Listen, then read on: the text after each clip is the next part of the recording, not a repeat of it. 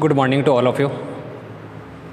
इससे पहले वाले लेक्चर में हमने डिस्कस किया था रिंग से रिलेटेड, इंटीग्रल डोमेन और फील्ड से रिलेटेड कुछ थ्योरम के बारे में डिस्कस किया था।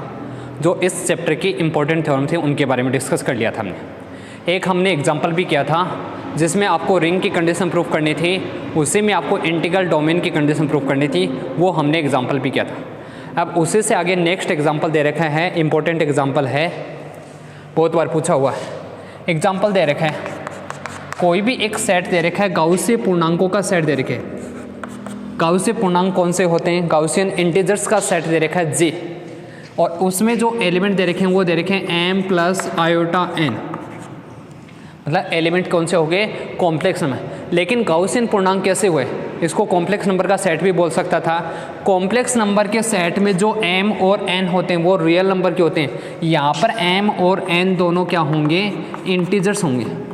और आपको कंडीशन निकालनी है, आपको चेक करना है क्या ये एक इंटीग्रल डोमेन है, और कौन से किसके लिए? कॉम्प्लेक्स मल्टीप्लिकेशन के लिए एंड कॉम्प्लेक्स एडिशन के लिए, मतलब सम्मिश्र योग तथा सम्मिश्र गुणन के लिए आपको चेक करना है ये जो सेट दे रखा है क्या यह सेट, ये जो आपको सेट दे रखा है ये सेट गाउसियन पूर्णांकों का सेट दे रखा है, ये एक रिंग है। रिंग के बाद में आपको कंडीशन चेक करनी इंटीग्रल डोमेन है। इसके बाद आपको कंडीशन चेक करनी है, किसकी कंडीशन चेक करनी है? फील्ड की कंडीशन चेक करनी। टोटल तो आपको सारी कंडीशन निकालनी है।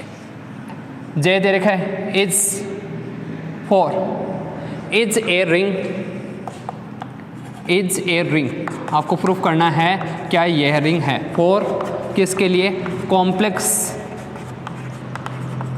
एडिशन यानी सम्मिश्र योग, complex addition and complex multiplication, complex multiplication.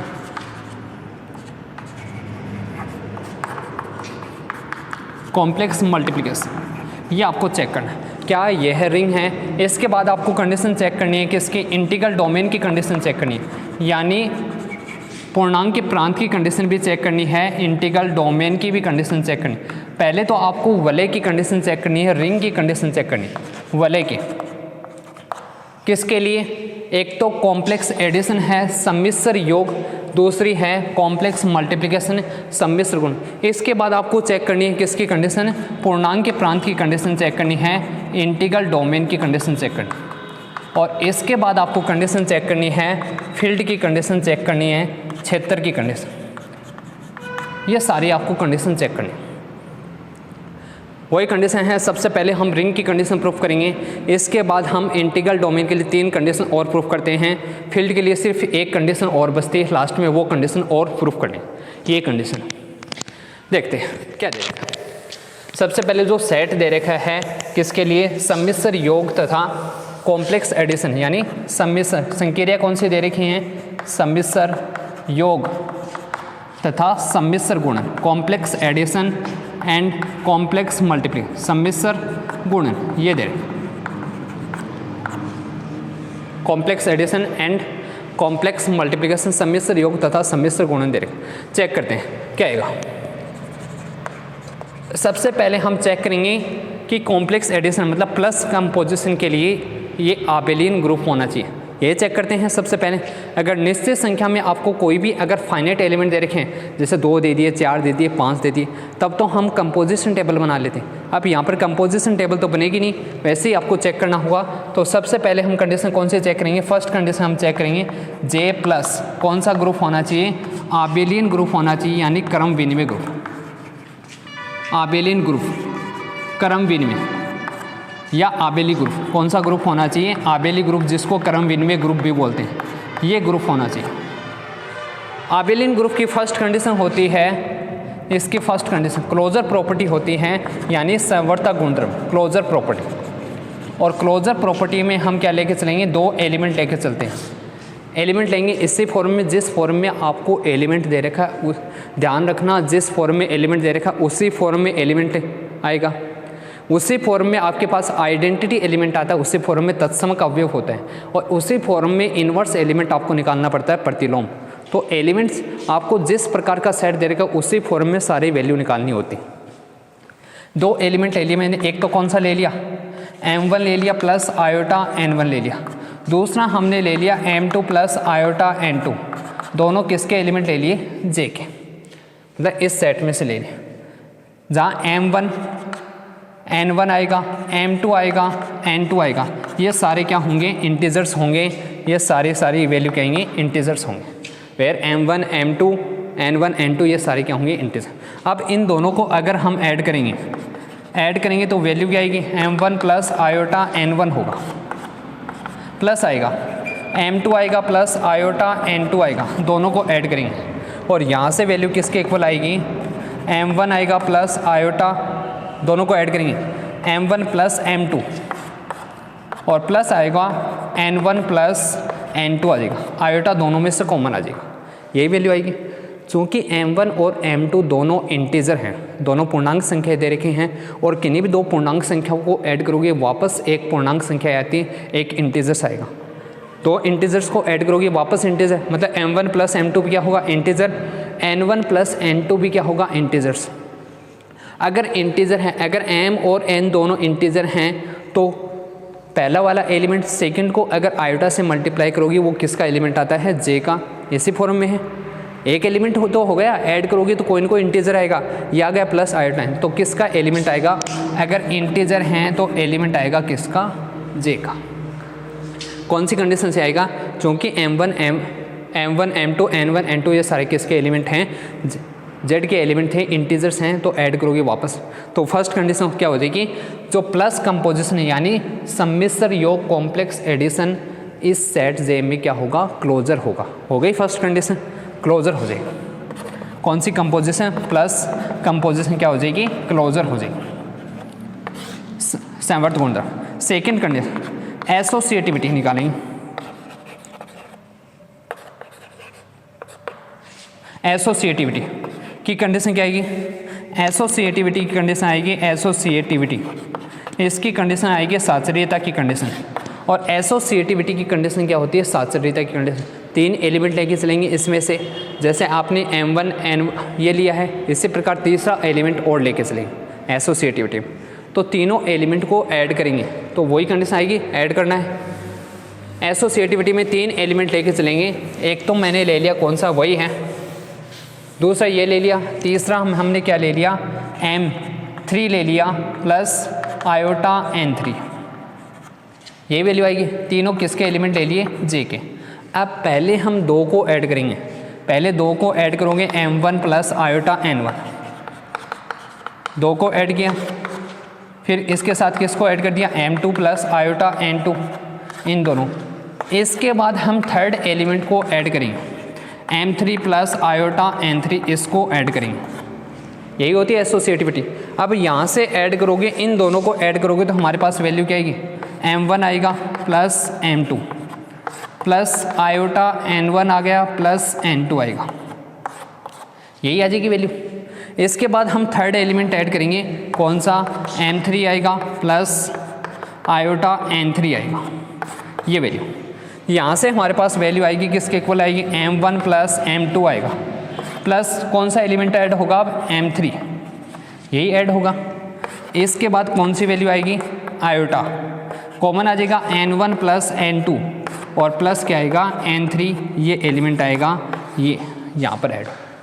क्योंकि m1 m2 ये सारे वापस क्या हैं, इंटीजर ही होंगे, z किसके एलिमेंट हैं, j के एलिमेंट हैं, तो m n क्या होते हैं, इंटीजर, यहाँ पर m1 n1 m2 m2 ये सारे m3 n3 ये सारे क्या होंगे, इंटीजर होंगे, पूर्णांक संख्याएं होंगी, और इंटीजर होंगे तो चाहे m1 प्लस m2, इसके बाद तीसरे को ऐड करो, या फिर पहले लास्ट वाले दोनों को ऐड करो, क्या लिख सकते हैं इसको, पहले m2 प्लस m3 इसको ऐड करो, और इसके बाद कौन से को ऐड करो, m1 को ऐड करो, दोनों की वैल्यू क्या आएगी, सेम, यहाँ से इक्वल लिख सकते हैं, प्लस क्या आएगा, यहाँ से भी आएगा आयोटा, पहले हम किसको ऐड करेंगे, n2 प्लस n3 को, इसके बाद n1 को ऐड करेंगे तो दोनों की वैल्यू क्या आएगी, सेम आएगी, ये हमारे पास है। अब यहाँ से वापस इसको क्या लिख सकते हैं, इसको लिख सकते हैं m1 आएगा प्लस आयोटा n1, ये वैल्यू, फिर से यहाँ से इन दोनों से आएगा तो वैल्यू आएगी m2 प्लस क्या आ जाएगा, आयोटा N2 आएगा और फिर आएगा प्लस M3 आएगा आयोटा N3, ये वैल्यू आ जाएगी, यही वैल्यू आएगी। पहले इन दोनों को ऐड कर रहे थे, अब इन दोनों को ऐड करें, दोनों की वैल्यू क्या आ रही है, सेम। इसका मतलब जो प्लस कंपोजिशन होगी वो क्या हो जाएगी, एसोसिएट हो जाएगी। इसके बाद थर्ड कंडीशन है आइडेंटिटी एलिमेंट की कंडीशन। थर्ड कंडीशन होती है existence of identity element. Existence of identity element, identity element की कंडीशन क्या है, देखिए आइडेंटिटी एलिमेंट की कंडीशन होती है अगर किसी भी एलिमेंट के साथ संक्रिया कराओगे तत्समक अवयव की, तत्समक अवयव का अस्तित्व है, यानी किसी भी एलिमेंट के साथ, हिंदी में लिखोगे तो वही कंडीशन है तत्समक अवयव। किसी भी एलिमेंट के साथ अगर कोई भी ऐसा एलिमेंट ऐड करो कि वापस वही एलिमेंट आ जाए, क्योंकि प्लस के लिए निकाल रहे हैं तो वापस वही एलिमेंट, चूँकि हम जानते हैं सिंस जीरो इंटीजर होता है और जीरो इंटीजर है तो देन अगर वैल्यू निकालोगे 0 प्लस आयोटा 0 इंटीजर है और इंटीजर हो गया तो किसका एलिमेंट आ जाएगा, जे का एलिमेंट है।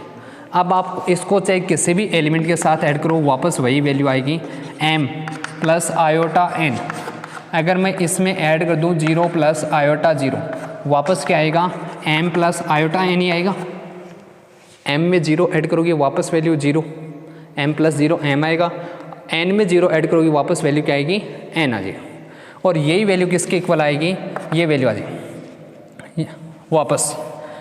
चाहे आप इन दोनों को ऐड करो, मतलब 0 को चाहिए यहाँ से, इसको हम ये भी लिख सकते हैं 0 plus iota 0 plus m plus iota n।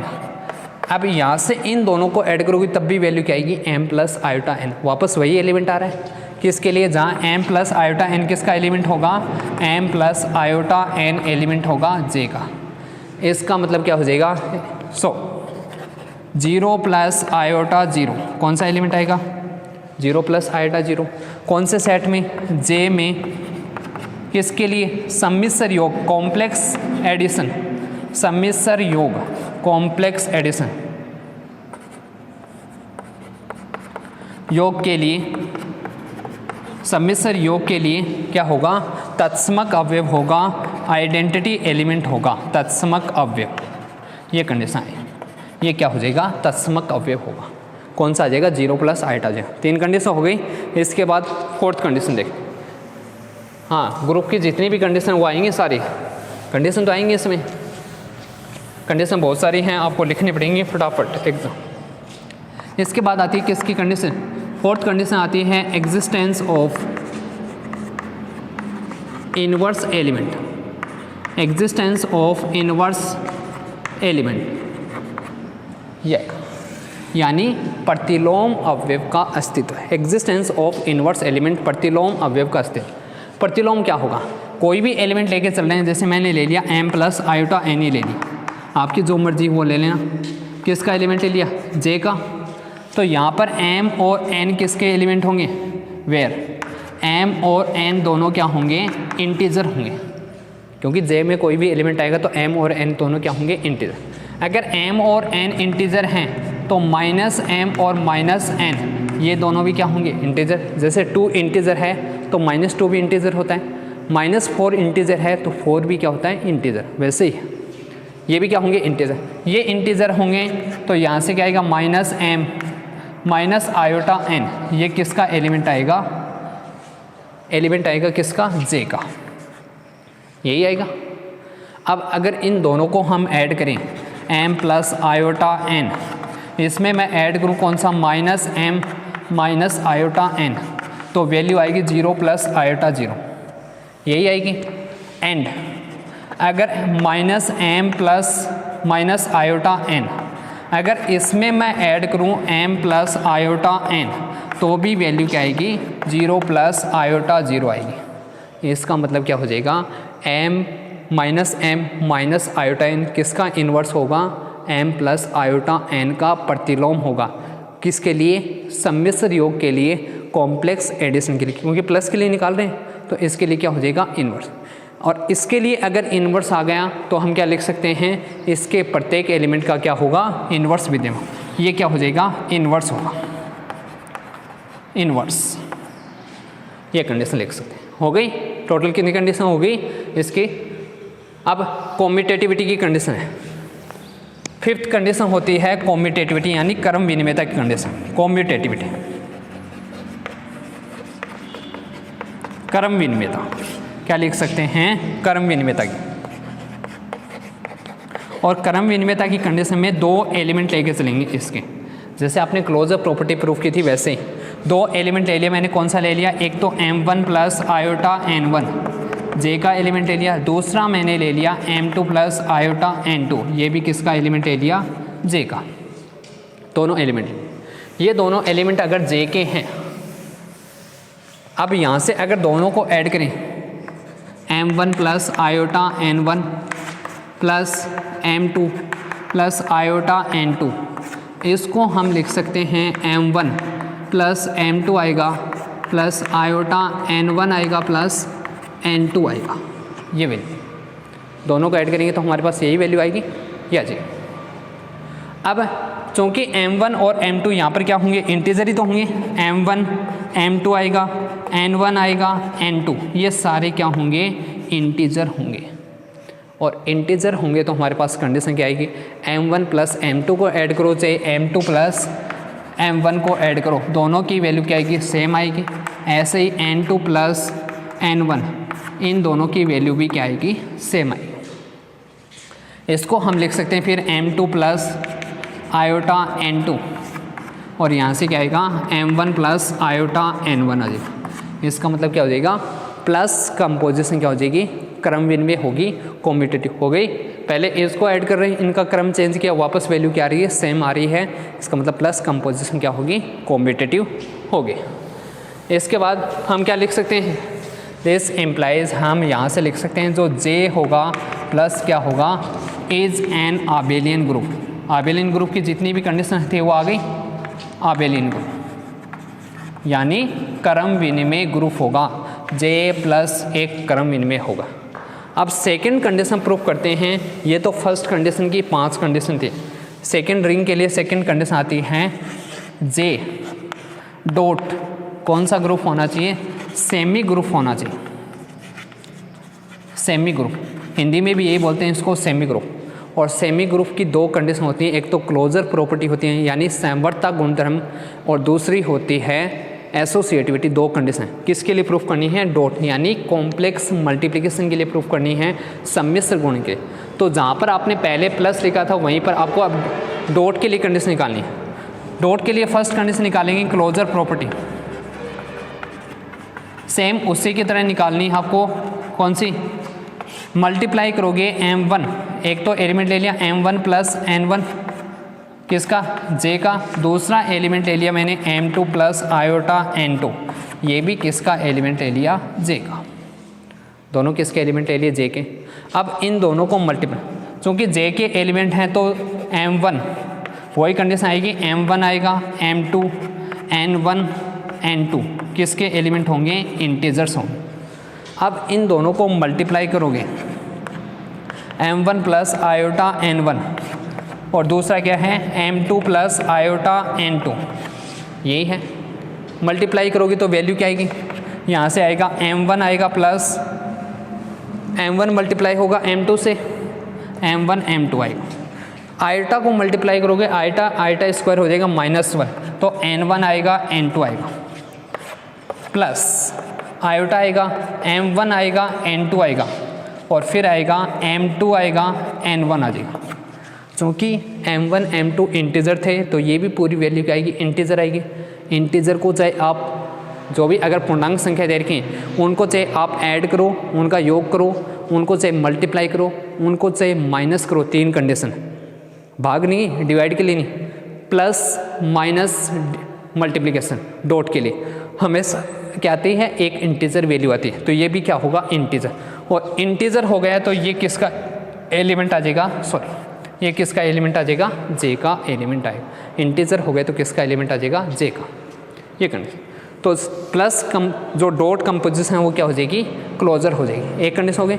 ऐसे ही आपको प्रूफ करनी है एसोसिएटिविटी प्रॉपर्टी डॉट के लिए, वो आप प्रूफ करो तो कर सकते हो। सेकंड कंडीशन कौन सी आएगी, एसोसिएटिविटी यानी साचर्यता। एसोसिएटिविटी साझेदारी।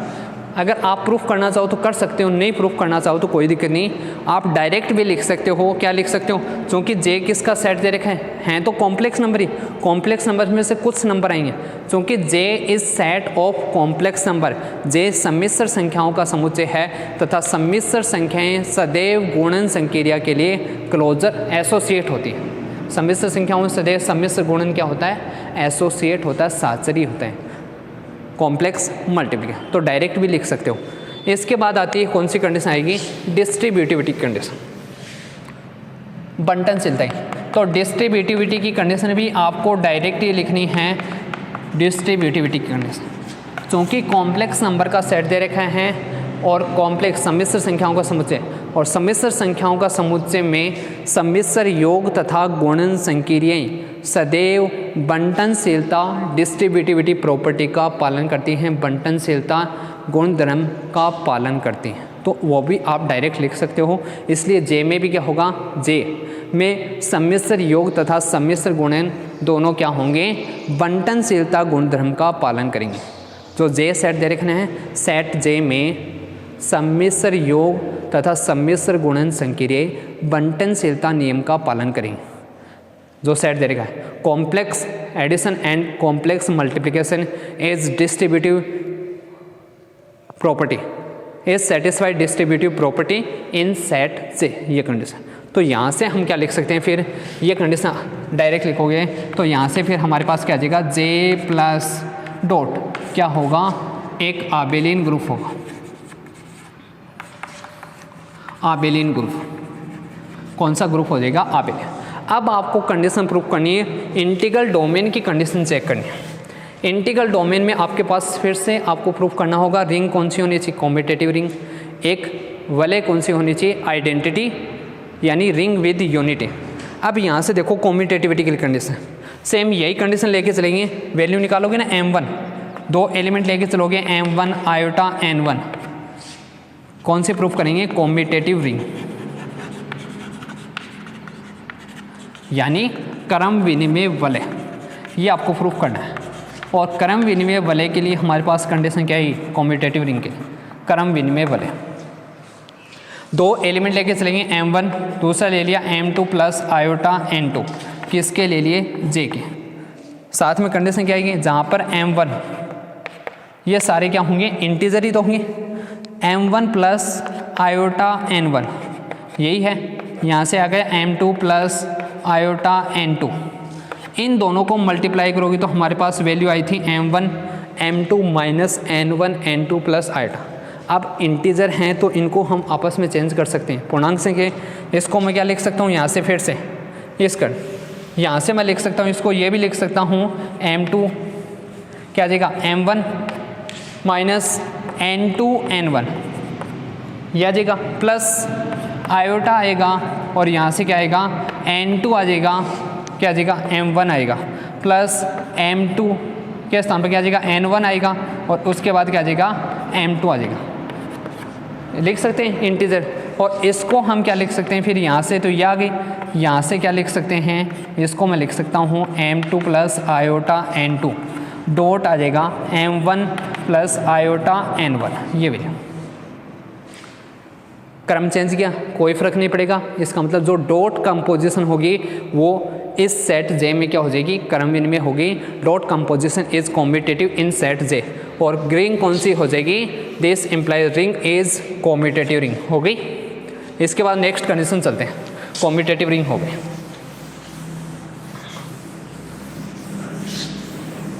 Next condition ring with unity, कौन सी है, रिंग विद यूनिटी यानी इकाई सहित वलय। रिंग विद यूनिटी इकाई सहित वलय।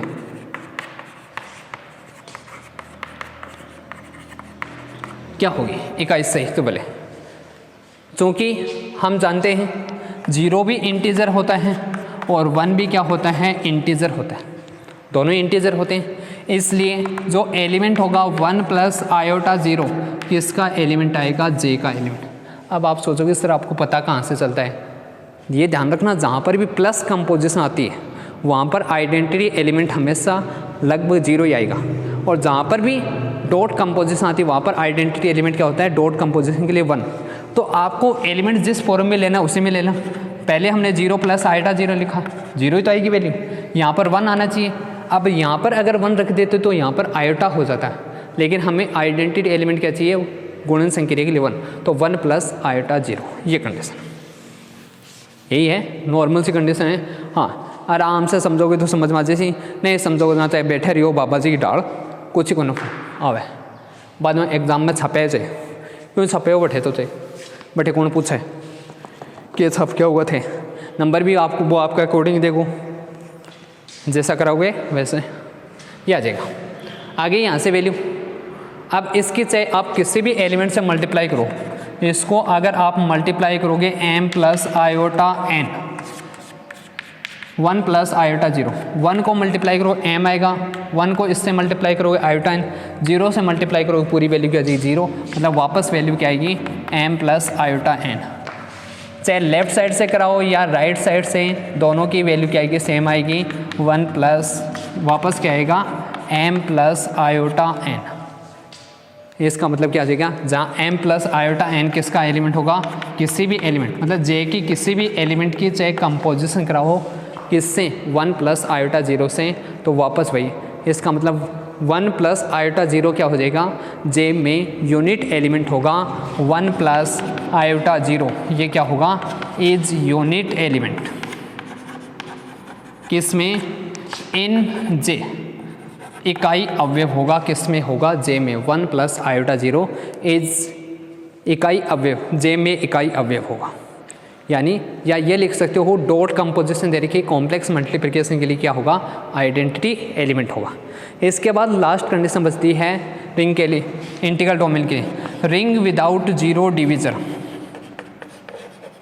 कौन सी, रिंग विदाउट जीरो डिविजन, यानी शून्य भाजक रहित वलय, शून्य भाजक रहित वलय है या नहीं है, ये कंडीशन शून्य भाजक रहित वलय के।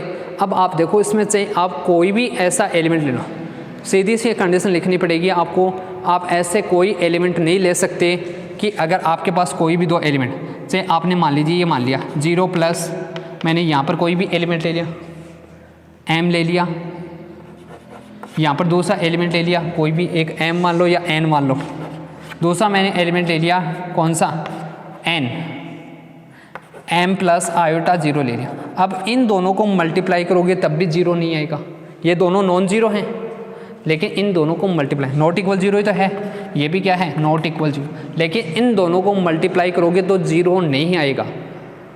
करके देख लो, यहाँ से ये तो 0 हो जाएगा, लेकिन यहाँ से क्या आएगा, आयोटा mn। तो ऐसे कोई भी दो नॉन जीरो एलिमेंट इसमें विद्यमान नहीं होंगे, कोई भी दो ऐसे अशून्य अवयव विद्यमान नहीं होंगे कि उन दोनों का क्या आ जाए, डॉट क्या आ जाए, 0 आ जाए।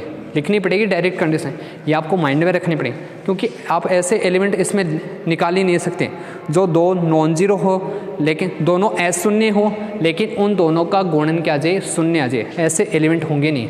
इसका मतलब क्या होगा, ऐसे एलिमेंट नहीं है तो रिंग कौन सी हो जाएगी, रिंग विदाउट जीरो डिवीजन, यानी शून्य भाजक। तो शून्य भाजक रहित होगी, इसका मतलब क्या हो जाएगा, ये क्या हो जाएगा, एक इंटीग्रल डोमेन होगा पूर्णांक के प्राण, इंटीग्रल डोमेन यानी पूर्णांक के प्राण, पूर्णांक के प्राण।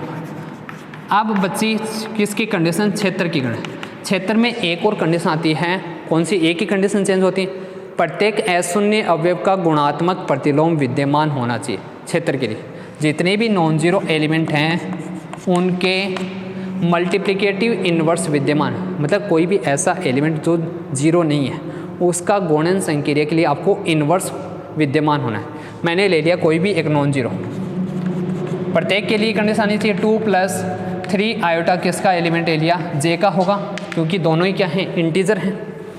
अब जे का होगा तो इसका इन्वर्स निकालो, इसका इन्वर्स क्या आएगा, इन्वर्स 2 प्लस 3 आयोटा का प्रतिलोम यानी इन्वर्स, प्रतिलोम या इन्वर्स, ये आएगा 1/2 प्लस 3 आयोटा।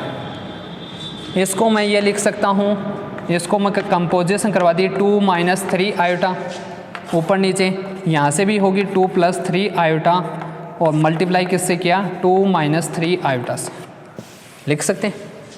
अब इसको मल्टीप्लाई करोगी तो वैल्यू क्या आएगी 2, माइनस आएगा 3 आयोटा अपॉन में आ जाएगा 4, यहाँ से कितना आएगा प्लस आएगा 9, और 4 + 9 को ऐड करोगे तो ये आएगा 2/13 आएगा माइनस 3/13 आयोटा। ये दोनों इंटीजर हैं क्या? नहीं है। इंटीजर तो 2, 3, 4, -2, -3, -4 इस प्रकार, तो ये इंटीजर नहीं है। इंटीजर नहीं है तो ये किसका एलिमेंट नहीं होगा? जे का। मतलब इन्वर्स जो एलिमेंट, इन्वर्स तो विद्यमान लेकिन किस में नहीं आएगा? जे में। जे में नहीं आएगा तो इन्वर्स इसमें विद्यमान नहीं है, और इन्वर्स विद्यमान नहीं है नॉन जीरो एलिमेंट के, तो ये क्षेत्र नहीं होगा। इसी के साथ ये example complete. This is not filled, क्षेत्र नहीं होगा। इन्वर्स ही विद्यमान नहीं है, जितने भी नॉन जीरो एलिमेंट हैं एस शून्य अवयव के गुणात्मक, तो ये क्या नहीं होगा? क्षेत्र नहीं होगा। ठीक है। इसके बाद ऐसा ही एग्जाम्पल दे रखा है, इससे रिलेटेड अब आपको खुद को एग्जाम्पल करने हैं। इसके इंपॉर्टेंट एग्जाम्पल मैं बता देता हूँ जो आपको इससे से रिलेटेड करने हैं। करवाऊँगा नहीं, तरीका यही है। आगे 2 एग्जाम्पल करवा दिए, एग्जाम्पल करने इंपॉर्टेंट बता देता हूँ कौन कौन से हैं जो एग्ज़ाम के व्यू से इम्पोर्टेंट है। एक ऐसा ही एक और एग्जाम्पल दे रखा है, इसमें तो गाउसियन पूर्णांकों का सेट दे रखा है, उसमें आपको एग्जाम्पल दे रखा है सेम इसी की तरह है। सेट मान लेना, यहाँ पर एस ले लेना, जो आपको लेना है कोई भी एक मान लेना। इसमें दे रखा है m + n √2, ये दे रखा है। जहाँ पर भी m और n दोनों किसके एलिमेंट हैं? z के ही एलिमेंट। मतलब जहाँ पर आयोटा आया था वहाँ पर क्या गया? इसने √2 दे दिया। सेम उसी की तरह चलेगा। ये भी आपको प्रूफ करना है, जहाँ m और n इंटीजर दे रखे हैं, ये वास्तविक संख्याओं का समुच्चय, मतलब वास्तविक संख्या होगी, रियल नंबर है, तो इसके योग तथा गुणन के लिए, वो तो कॉम्प्लेक्स हो गए, ये रियल। ये आपको प्रूफ करना है। रियल नंबर के जो रियल नंबर का एडिशन होगा और उसका जो मल्टीप्लिकेशन होगा, उसके लिए क्या होगा? एक रिंग की कंडीशन होगी इंटीग्रल डोमेन की, और एक फील्ड की कंडीशन आपको चेक करनी है। सेम उसी की तरह है जो इससे पहले। इंपॉर्टेंट एग्जांपल है, 3 बार आया हुआ है, इन दोनों में से बहुत बार पूछे हुए। ठीक है। एक एग्जांपल और कर सकते हो जो आपको दे रखा है, इससे आगे नेक्स्ट एग्जांपल दे रखा है, एक वो कर लेना, इतने ही बहुत है, फिर और तो आप कर लोगे। ये दे रखा है, कंपोजिशन डिफाइन कर रखे हैं, a + b -+1, बुक से कर लेना। एंड नहीं करो तो मैंने वहाँ पर जो टेलीग्राम चैनल है वहाँ पर नोट्स की PDF सेंड कर दूँगा, वहाँ से आप नोट्स देख सकते हो, वहाँ से कर लेना। a.b वाला दे रखा है, इसकी वैल्यू है a + b दे रखा है +ab। तब आपको प्रूफ करना है कंपोजिशन कौन सी होगी? एक तो प्लस कंपोजिशन होगी, एक ये जहाँ a b ये सारे किसके एलिमेंट हैं? a b एलिमेंट हैं r के। तो आपको प्रूफ करना है r + दूसरी कंपोजिशन कौन सी आ गई? डॉट। ये क्या होगी? रिंग होगी। इसके बाद वही इंटीग्रल डोमेन की कंडीशन चेक करनी है, फील्ड की कंडीशन चेक करनी है। इतने एग्जाम्पल कर लोगे तो लगभग पूरे क्लियर हो जाएंगे, समझ में आ जाएंगे। ओके, ये दे रखा है।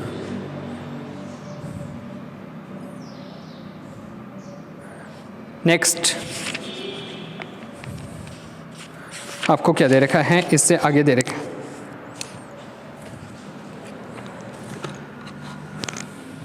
ओके। अब इसके आगे जो नेक्स्ट क्लास है, नेक्स्ट क्लास में हम इससे आगे वाली जो इसी का जो सेकंड पार्ट है, रिंग तो हमने कर लिया, फील्ड कर लिया, इंटीग्रल। अब हम डिस्कस करेंगे इसके आगे वाले वीडियो में, एक तो सब रिंग के बारे में डिस्कस करेंगे, एक सब फील्ड के बारे में डिस्कस करेंगे, वो भी इसी से रिलेटेड है। कई बार क्या होता है, क्वेश्चन मिक्स कर देता है, तो वहाँ से भी हम थोड़ा सा पार्ट उसका डिस्कस करेंगे, वो भी हम नेक्स्ट वीडियो में, लगभग 2 या 3 वीडियो में वो भी हो जाएगा। तो ये तो चैप्टर लगभग आपका कंप्लीट हो गया। इसके बाद नेक्स्ट वीडियो में हम नेक्स्ट वाला जो चैप्टर है सब रिंग और सब फील्ड के बारे में डिस्कस करेंगे। वीडियो को लाइक करना है, कमेंट सेक्शन में कमेंट कर देना। Okay, thank you very much.